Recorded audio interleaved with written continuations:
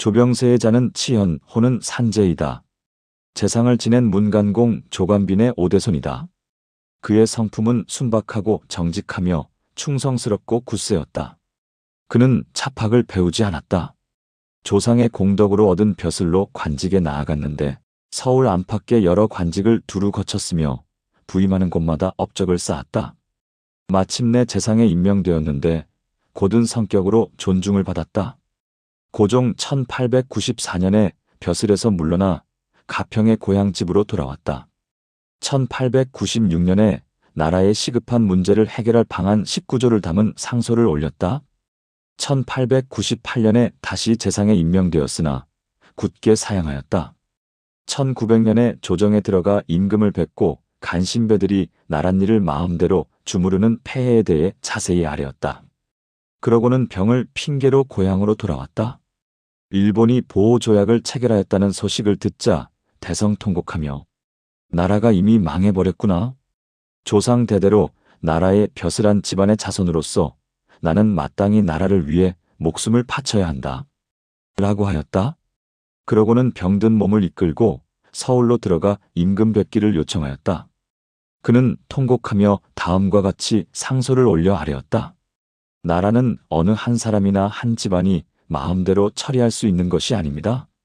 그러므로 큰 일이 일어날 때에는 비록 전하라 하더라도 마음대로 처리할 수 없습니다.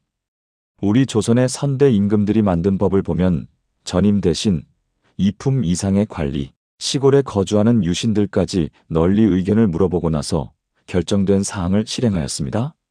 지금 일본 사신이 요청한 5개 조항이 얼마나 중요한 것인데 한두 신하가 전하의 뜻을 깊이 헤아리지도 않고 국법도 따르지 않으며 자기들 마음대로 결정하여 나라를 도적놈들에게 넘긴단 말입니까?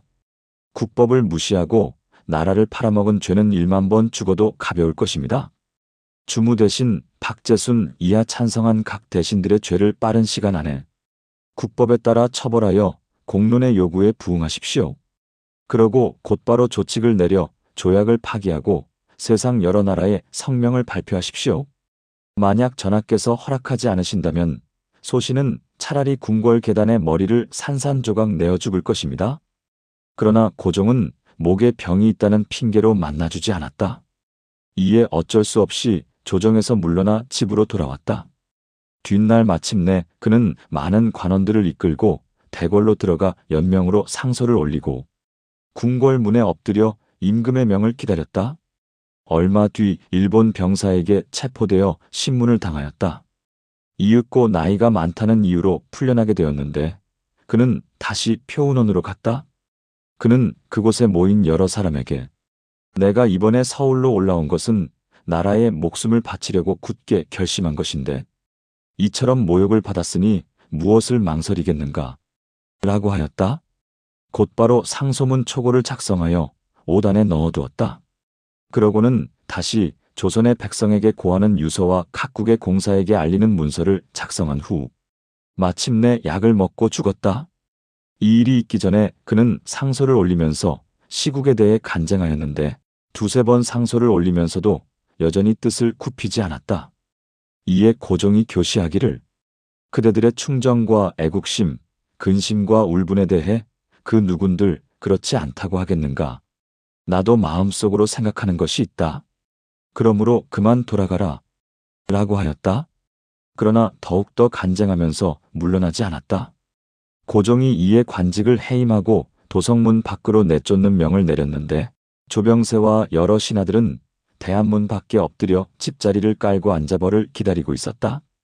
그런데 수십 명의 일본 헌병이 갑자기 들이닥쳐 이들을 체포하여 정동파 출소에 가두었다.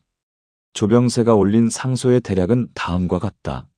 일본 사신의 요청에 대해 아직까지도 다행히 전하의 뜻이 확고하여 비록 여러 차례 다급한 상황에 놓이긴 했지만 끝내 흔들리지 않았습니다. 참정 한규설이 또한 강력하게 거절하고 승인하지 않았습니다.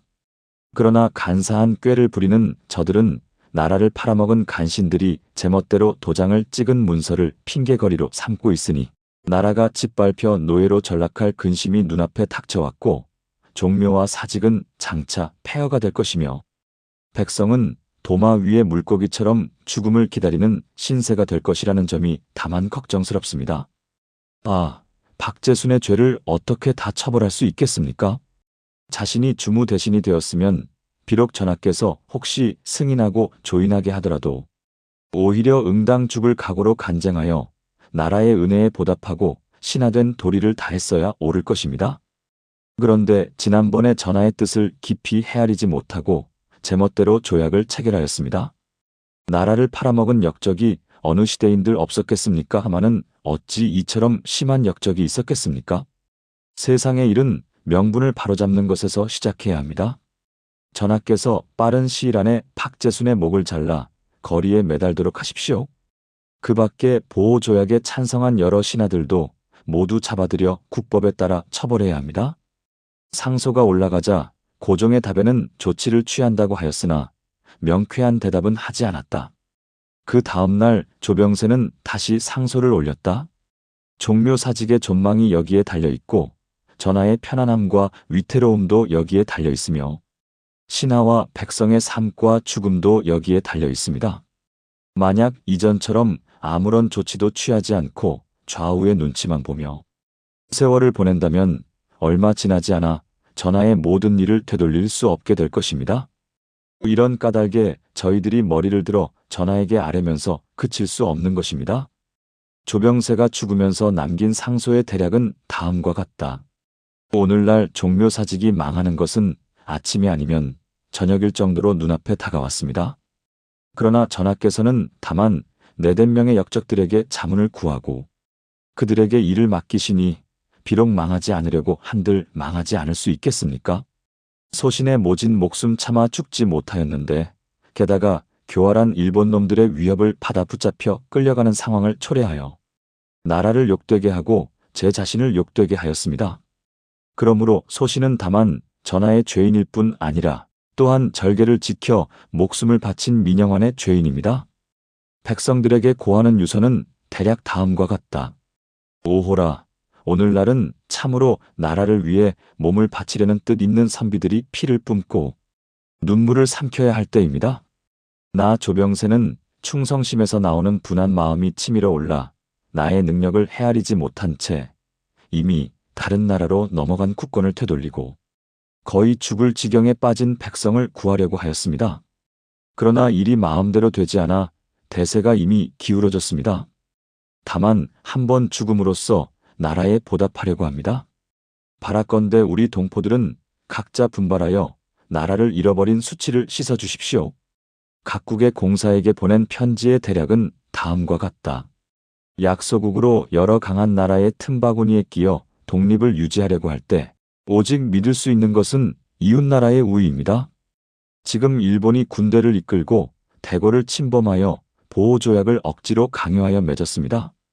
나라 사이에 통용되는 국제법을 살피건대 조약을 맺을 때 반드시 그 나라 지도자의 승인을 받아야 그 조약이 시행될 수 있다.